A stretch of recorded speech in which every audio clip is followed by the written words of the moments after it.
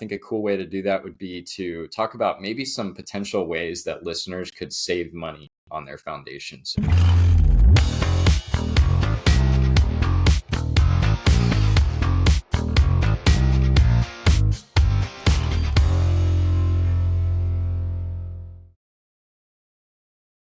Hello, and welcome back to the Building with Breven podcast.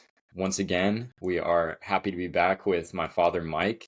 He's always a listener favorite and one of our best guests, of course. Now, at this point, I don't know if we can call you a guest, Dad. You're kind of a regular. So happy to have you once again. And thanks for jumping on and doing the podcast with me this week. But this week we've got something really special.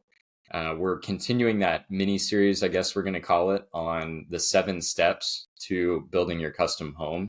And that was one of our most popular episodes so far. So we're breaking that down from episode 22. If you haven't listened to that, breaking down those 7 steps. So we already did last week. We covered the lot prep, which is a really important first step, of course. And then now this week we're on to the foundation. So for those that are interested and want to know a lot more about foundations and what to look for, here we are, and we're excited to talk about it. So, Dad, what's new? What's going on? Wow. Foundations are an exciting part of a house. This is when things are really happening. So as a buyer, you're watching your builder start to make some progress on your home. So it is an exciting time. Excellent. Yep. Yeah, that's a good way to bring us into this episode. So first and foremost, I think we're going to try to cover this like we mostly do in chronological order of what to look for. But just like we did last episode, I'll kind of play the builder's perspective.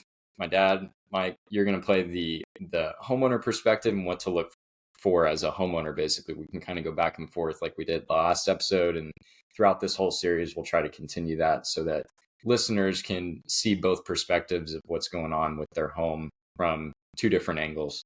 So yeah, taking it chronologically, you finished the lot prep. We just cleared that in the last episode, ready for your foundation. So where does that even start? How do you know what's going on? How do you know what you're supposed to be looking out for? So as a builder, I know that at this point we have already done core samples. So we've taken a sample or a drilling from the ground of your particular lot, pulled that up. A geotechnical engineer has reviewed that and looked at what's underneath your lot, and they are able to send that over to a structural engineer who does your foundation design. And that structural engineer dictates what kind of foundation you need to be pouring for your home. So as a builder, I know what to look for. I'll get that plan back from the engineer. Sometimes cities and jurisdictions require that anyways, but if you're building in the middle of a county or somewhere that a jurisdiction is not requiring that, I would highly recommend it as a builder, because that's what your house is sitting on. That's literally the bones of your home. You want to make sure that that's structurally sound. So getting that engineering report done and having a full engineered plan to send over to our foundation contractors is one big thing. That's going to help us know what the cost of that foundation is going to be. And then also just what we're building and how it's going to support that home. So every home has different loads, and we can kind of touch on that real quick. But say a stone fireplace is going to be a lot more weight over top of one area than just a standard framed out sheetrock fireplace or no fireplace. So that's just a small example of how much weight can come down on one spot and how you need to carry that weight a little bit differently maybe. But yeah, Dad, what should homeowners be looking for at this engineering portion, I would say, of their foundation? Well, that's a good point. When a engineering review is being done, the engineer is trying to decipher what's the best type of foundation that you would put on this particular house or on this particular lot based on the geotech report. So if you're a homeowner, you may or may not have a choice on what type of foundation, but you can decide if it's going to be a slab foundation, a pier and beam foundation, or maybe a basement foundation or a crawl space foundation.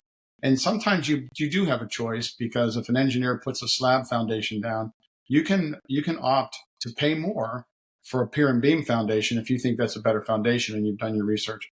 I don't know that I would spend the money to put in a more expensive foundation if the engineer says a slab foundation is good. But so these this is what you're looking for at this point. And the engineering review, the engineer is trying to come up with the best foundation to put underneath your home. And you may or may not have a little bit of an input, but I would always just go with the engineer's recommendation. Yeah, that's great. That's great. And I think that brings up the next topic, which is talking briefly about the types of foundation. So that's where the engineer comes in, of course. Your builder is going to advise as well on costs. And if there's some margin there of, hey, we could do slab on grade, that means we could also do rebar, fully rebar, or do a post tension cable foundation, things like that. So I'm throwing some of these terms out, but really the engineer and your builder are the ones that you've hired to make the best decision for not only your budget, but also for your particular home and the quality and everything else that you're looking for in your build. So have a little bit of faith in them, of course, but definitely be cognizant of the different things that we're talking about. So that's why we wanted to just touch on these different types of foundations. So I'll throw some out, Dad. Let me know if I'm missing any. But first and foremost, we'd have that slab on grade, like we mentioned already. That slab on grade falls into two different categories, either a post tension cable foundation or a full rebar foundation. And those do have sometimes a combination of both. So a post tension cable foundation will have rebar in it as well. Certain different details, all that kind of stuff will dictate what needs to go in those kind of slabs. There's also going to be pier and beam, like you mentioned. I mean, I've even seen homes on stilts that can be or I guess that's just bigger piers, but there's all different kinds of foundations. I would know kind of up in the north or where basements are more popular, there's a concrete footer, and then they put cinder blocks or CMU blocks or blocks on top of that footer to build up basically the basement area. And then they put wood beams that go across to bridge for your first floor. What else? Anything else, Dad, that I'm missing on those types of foundations that people might see in the U.S.? Those are the major types in the United States, and a lot of it is just geographical areas. So in the South, in Florida, for example, if you're building on sand, they do a lot of slabs down there. In Texas, there's a lot of slabs. If you have silty soil and pretty unstable conditions, you might want to have to put piers in, bell-bottom piers to stabilize the foundation so it doesn't shift or settle. So geography has a lot to do with it and what part of the country you're building in. Up north, if you're in a freeze area where you're going to have freeze thaw cycles, and you want to put probably a basement or at least a crawl space to get down below the frost line. So those are the kind of the contributing factors as to the decisions of what type of foundation you would go with. Good point. Yeah, good points. The other thing I want to add on that too is, and we might have mentioned this in the last episode, but it's good to bring it up again, that you could be in the same neighborhood. So this is why geotechnical engineering is so important, that some homes in a neighborhood could have a slab on grade foundation and be totally fine.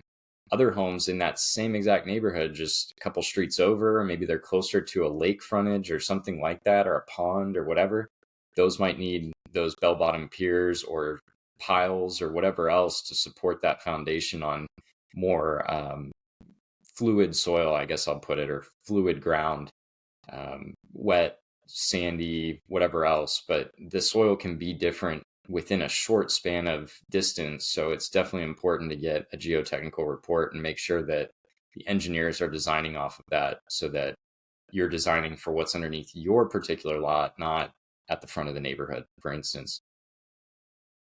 Okay, cool. Yeah, I think we've covered some good stuff there just to kind of set the groundwork here. Now, the fun part. So they've decided, the builder has decided, the engineer and the homeowner has looked it over or is aware of what kind of foundation is going to be built. Now, what's next, Dad? What are we looking for? Well, it's time to set some forms. After you've had your lot surveyed and you know where the exact corners are, and you're building on the right lot, of course. We mentioned that in the last episode, but make sure that they're going to put your house on the correct lot, especially if you're the first one in a subdivision. But it's time to set forms. The foundation company is going to pull up with a truck and unload a bunch of form lumber and going to start putting up the sidewalls of the foundation. So you're going to actually see something happening at this point. Yeah, definitely an exciting day when you see that your cleared lot is now starting to go vertical. It's really cool, and you can kind of see the foundation of the home, of course, taking shape.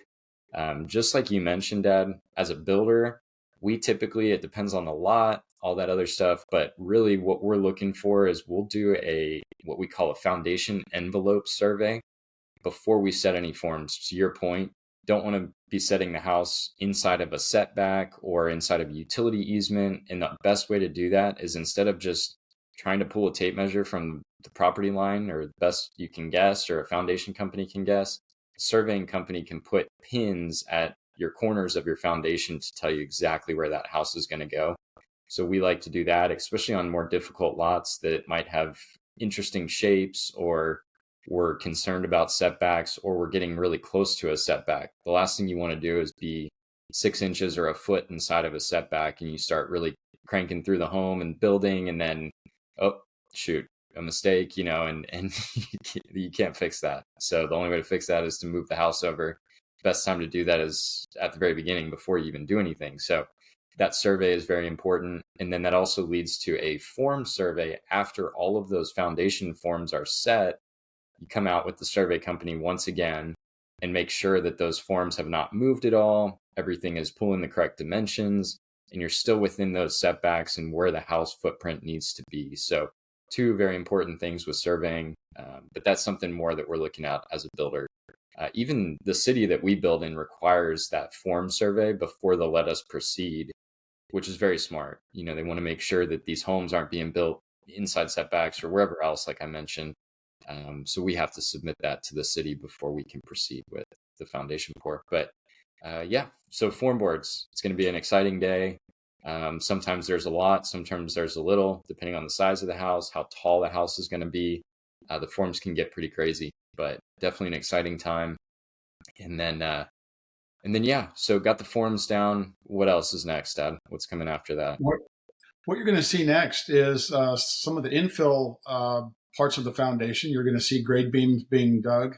The shape of you've heard the term grade beams, but the grade beams is the thickness of the walls on the outside of the foundation. So the concrete contractor has to dig the beams, the structural beams, and a lot of the slabs aren't just 4 inches on top of dirt. They're actually like a tic-tac-toe board where you do beams, crisscross beams, or they're going to put the concrete in the steel.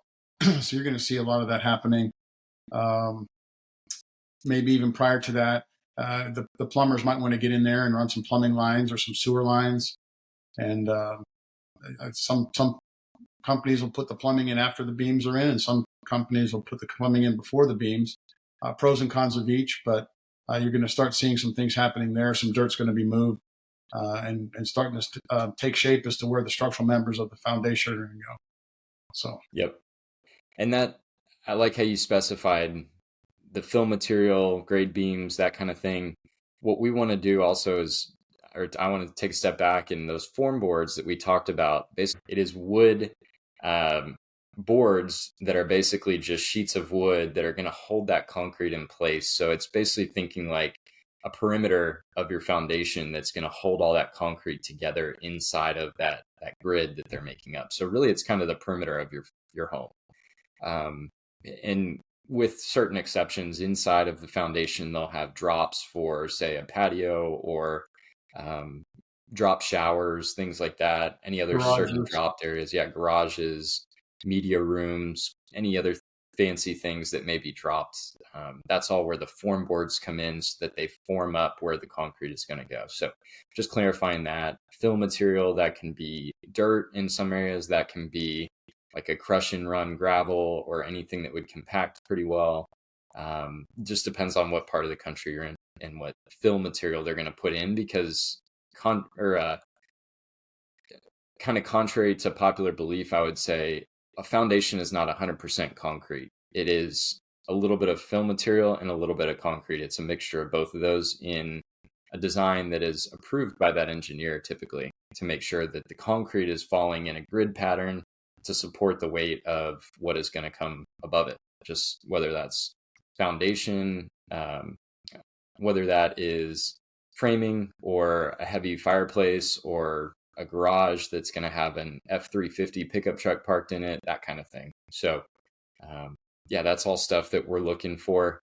And then I think continuing on with the chronological order, you mentioned at this point in the foundation, when they're forming it up and bringing the fill in, that's exactly like you mentioned when they're going to put the plumbing in and the electrical underneath the foundation. So being aware of what gets electrical, what gets plumbing, and where those different areas need to be. Now, I'll say as a builder, we're pulling dimensions on that multiple times to make sure that we're not putting the plumbing in even a couple inches off. It has to be dead center on where it's supposed to be so that it doesn't fall outside of a wall, for instance. And then electrical, same thing. Floor plugs are a big one that we're looking for at this point in the build.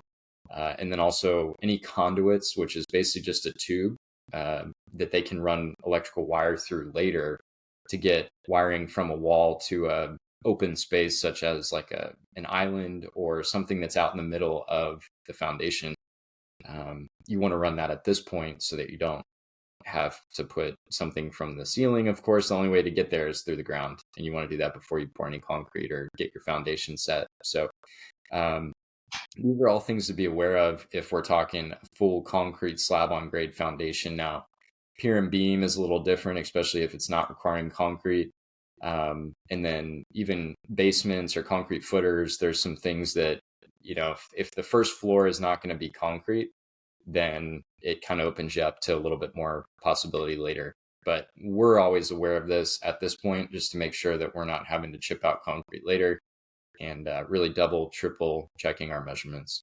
Now, let's talk about the height of the foundation. So when you're working with your builder and they're bringing in fill material and they're building up those form boards, where do you stop? How do you know how high to set that house? And we kind of covered this a little bit in the last episode with the lot prep, but it also brings up a really good point of we're out in the Texas Hill Country. There's a lot of hills. There's a lot of lots with pretty drastic topography, or slope is another word for that.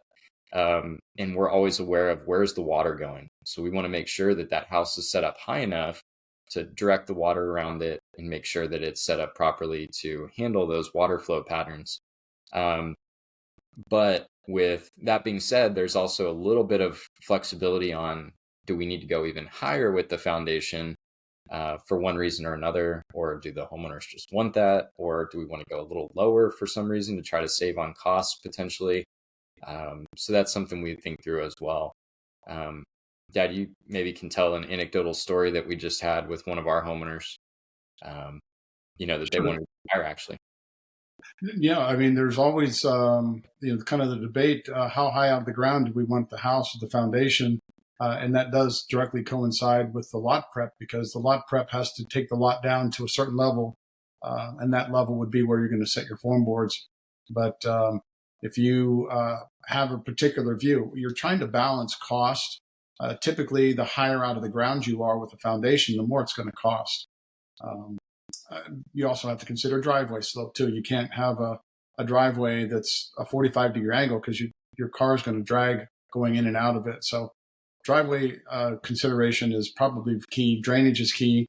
But so if you have a house and I want to conserve cost, I want the foundation to be lower in the ground for driveway slope and whatever. But what if I have a view? What if I have a view of a lake? I've had a situation where somebody said, don't put my house in the ground any farther because I want to have a view of the lake. So we had to keep the house out of the ground, and they're going to have a stairway to heaven, as I call it, 22 steps up to their front door. And but that's their call. That's their choice, because the view to them was more important than saving costs on the foundation. So that's one situation and scenario.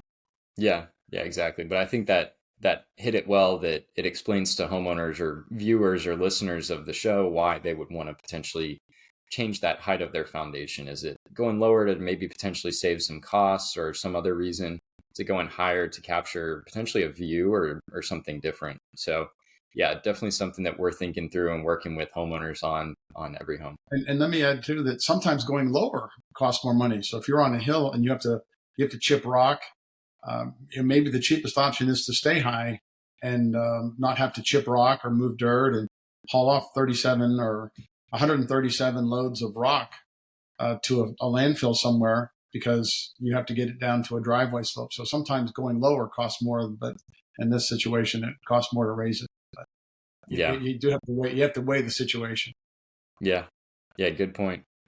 Um, well, cool. Yeah. I think we've talked about the heights of the foundation. Now that we know basically where the foundation is going to sit and all that good stuff, another thing to hit on is actually talking about the concrete that is going to go in there, whether that's your footer or a slab on grade foundation or whatever else. But most foundations are typically going to require some sort of concrete. So I'm sure, Dad, you can talk much more about the types of concrete, but I think what we really want to know is not getting into the weeds of the science and the types of concrete, but why would a homeowner or a builder or an engineer require one certain type of concrete over another?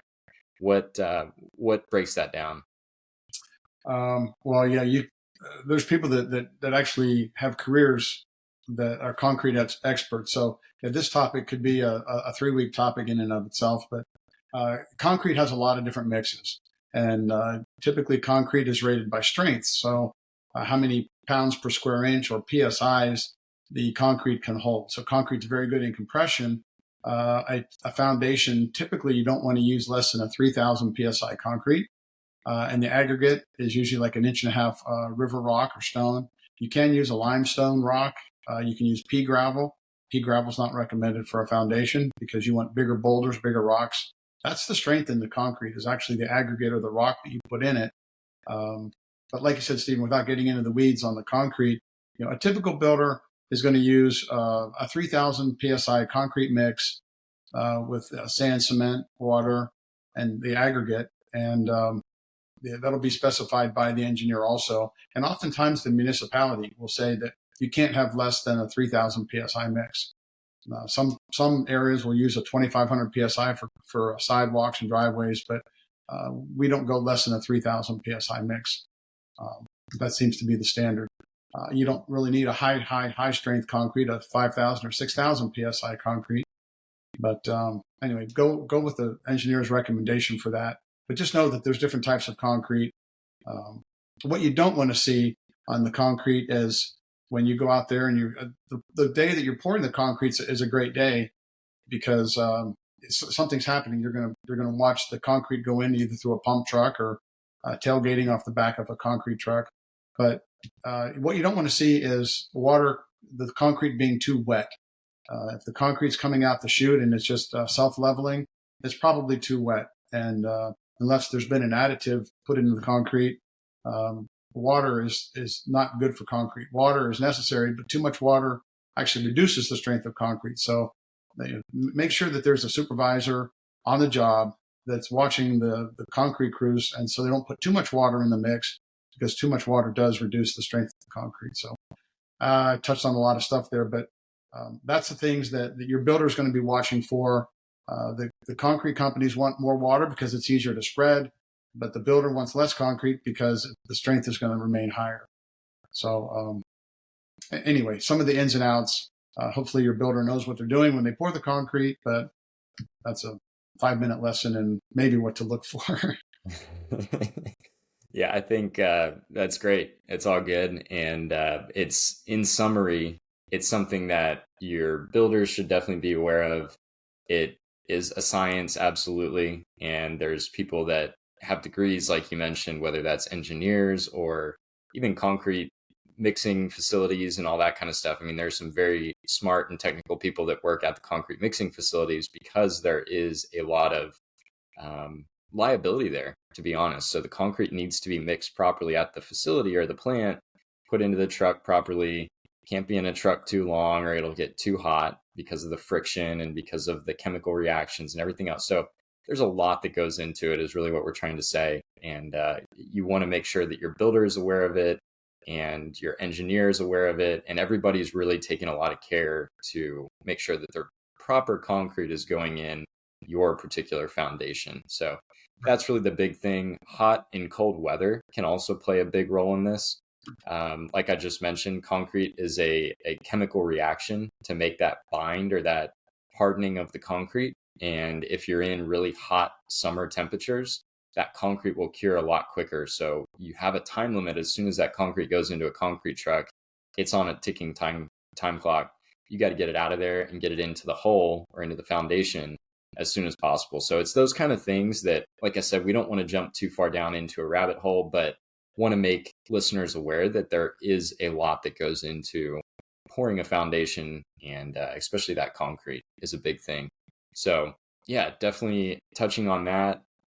One thing that, now that you're watching concrete actually go into the hole and getting into your foundation, very exciting. You're getting that footing and that footprint that's about to be the base for your home.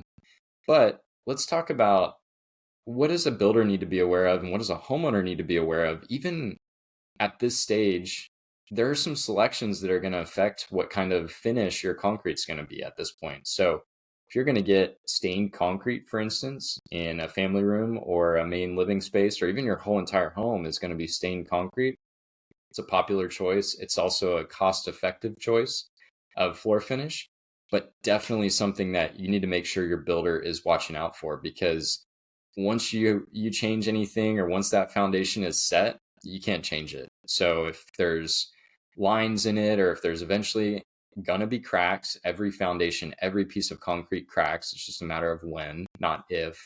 But you want to be aware of that and know that I'm selecting this exposed stained concrete or polished concrete flooring. I'm exposing myself to those imperfections of concrete as well. Sometimes concrete has swirl marks in it. Sometimes it has more aggregate showing than other areas. So you're going to get that natural variability. And that's what some people love about stained concrete, for instance. Other people don't know that and are unaware of that and are very disappointed whenever their stained concrete is finished and it doesn't look uniform and neat and has those imperfections. So something to be aware of as a listener and as a future homeowner. If you're a perfectionist, stained concrete is probably not for you. If you don't mind that natural look with some imperfections, then stained concrete could be a good option, but definitely be aware that there's going to be imperfections, because yeah, I think I might have butchered the saying, Dad, but it's not a matter of if concrete will crack, it's a matter of when concrete will crack, because it's Absolutely. always going to happen in your Concrete will crack. driveway. Yeah, Yes. in your driveway, your garage, anywhere there's exposed concrete, patios, stained concrete, it's going to crack. Even with tile over it. We've seen tile homes 10 years old and the foundation cracks, and that comes straight through and exposes itself in the tile. So that tile is just glued down right on top of the foundation. So we bring this up because as they're pouring your foundation, it really needs to be done properly, like we mentioned, with the weather temperatures and the type of concrete, so that you don't get excess cracking is one thing. Pouring in the wrong temperatures with the wrong kind of concrete can lead to more cracking, and that's just unnecessary. So we do our best to try to minimize that or mitigate those concrete cracks, but definitely something that will still surface on its own over time. It will, and that's why there's steel and post-tension cables put in foundations too. The concrete will crack, that's a fact, but the steel is there to hold it all together. So you don't want the cracks to separate either vertically or horizontally. So if your engineer has designed the foundation properly, those cracks aren't going to move. It's going to crack, but it's going to stay together. You'll see the crack, but it should not separate because you have the steel and the post-tension cables, or whatever method the engineer had recommended, to hold those cracks together. Yeah, really good point. Good point. It's more so about what's in the concrete as opposed to what kind of concrete you chose, because Right. yeah, that's what's going to hold it together, as opposed to just being a solid chunk of concrete, which Right, for over sure. time will crack and break apart. Okay, cool. I think a good way to wrap this episode up, we've talked about a lot, probably a little more technical than some people really care to know, but it's okay. If you don't like that, fast forward, skip through it. I will say we're going to cover one last thing on this episode, and I think viewers or listeners will find it very valuable. But before we get to that, we always just want to ask, if you found value in our podcast, or even this episode in particular, if you don't mind helping us out, if you can share it with your friends or anybody else that may be building a custom home right now and would find value in it, that would really help us grow the podcast. But more importantly, it would help potentially your friends or your family who are building that custom home. So that, and then also just do all the things, if you don't mind, for the algorithm, like it, review it, Leave us a rating on whatever platform you're listening on. Now, some of them even allow comments. So give us some feedback. Hopefully it's positive. But yeah, we want to hear from you guys. We want to hear more on those new comments that are coming out. So it allows another way for us to interact with our listeners. And we always love to hear from you guys. So yeah, go ahead and do that. And we'll jump into this next part of the episode. So without further ado, to wrap this episode up, Dad, I think a cool way to do that would be to talk about maybe some potential ways that listeners could save money on their foundation. So what jumps into your head first and foremost? Is there anything that you can think of? Well, the very first thing we touched on was the type of foundation. So if a slab foundation will work, don't spend the money for a pier and beam foundation, which is probably double the cost. That's probably the first one. The second thing is, if you are going to put a patio or an extended patio on your house, you don't need to make that part of the foundation. You can actually pour the foundation, the structural part that's holding up the house, with the thicker concrete and the beams and the steel in it, and pour the patios later. So you can think about that. We also touched on, if you don't want it so far out of the ground, it costs money to build a foundation up. So if you're building on a relatively flat surface, but somebody wants a view, to make concrete walls 6, 8, 10 feet out of the ground, it takes a lot of fill, a lot of concrete, a lot of form boards. So, keep it lower in the ground. You can save some money that way. And I'm sure there's some others, but those are probably 3 key ways to think of that you might be able to save some money on your concrete foundation. Yep. Yeah, absolutely. Work with your builder. I'm sorry, Stephen, but let me add this. We always talk about, in Texas, we do a lot of slab on grade foundations. But up north, if you only need a crawl space to get below the frost line, you don't need to put a basement in. So you'll save money by doing a crawl space rather than a basement. So that, I don't want to pass that opportunity up to, talk to the people that are in the colder areas, colder weather areas. So, but a basement's kind of nice, but a basement costs another $15,000, $20,000, whatever it is. So you're going to save money by putting in a crawl space instead of a basement. So anyway, I just wanted to add that. Great points. And have an open conversation with your builder too. If the cost of the foundation is a concern for you, or you're just trying to be really cognizant of your costs throughout the build, then bring that up to your builder and see what the options are. Just like you mentioned, Dad, those are some great ideas for listeners to be aware of and to potentially cut back in certain areas to try to minimize those costs on the foundation. Another thing too could be the time of year that you're pouring your slab. Concrete varies in price, of course, and concrete is quite a bit of the material that goes into the foundation. So you can time it to where maybe concrete is potentially cheaper in some seasons than others. That can help as well. Typically, there's a lot of homes that are being poured foundation-wise middle of the year. So think summer months, things like that, especially up north, I would imagine, when the weather's a little bit better instead of freezing cold. And, there's a lot more homes starting in the middle of the year. And for production builders as well, they start a lot in that middle of the year timeframe so that they can finish them by their Q4 end of the year, typically. So that can play a role in it as well. And then working with different concrete contractors. I know as a custom home builder, we're constantly looking for good, but also competitively priced concrete companies. So if one seems higher or starts jacking their price up, we're always aware of that. We want to go out and make sure we're shopping the most competitive bids. So that's more so on the builder side, I would say. But Dad, great tips and ideas for listeners that want to save money on their own accord and can make those decisions on their own, like foregoing an extended patio or something like that to pour potentially later, or if costs overruns get them throughout the build, then potentially don't pour it at all and pour it after closing or something like that. But yeah, those are some ideas. And then, I think that's pretty much it, because at this point, the home has already been set. The engineer has already dictated mostly what type of minimum viable foundation is acceptable. So there's a lot of things, but there are some things as well that, like you mentioned, Dad, you can kind of play with a little bit and tweak some of those variables to try to bring the cost down. So all good stuff. I think we've pretty much exhausted foundations for this episode. That's a lot of good content, and probably more than, like we mentioned, listeners um, really care to even know, but it's all good stuff. And hopefully this 30-minute episode is informative and can help people move forward with a little bit more confidence as their home comes up. So um, yeah, as always, Dad, thank you for jumping on the podcast, and Always excited enjoy to continue it. this Thank series. you. I Yeah. always enjoy it. Appreciate it. And yeah, the foundation might be the single most exciting part of a home building experience, because that's the foundation. And now it's time to start framing. So hopefully we'll get into that next. Yep. Yep. Yeah, good little teaser for next week's episode. That's where it'll get just as fun again and see the house go even more vertical with that framing and all that stuff. So stay tuned for this mini series that we're doing. It's going to be fun.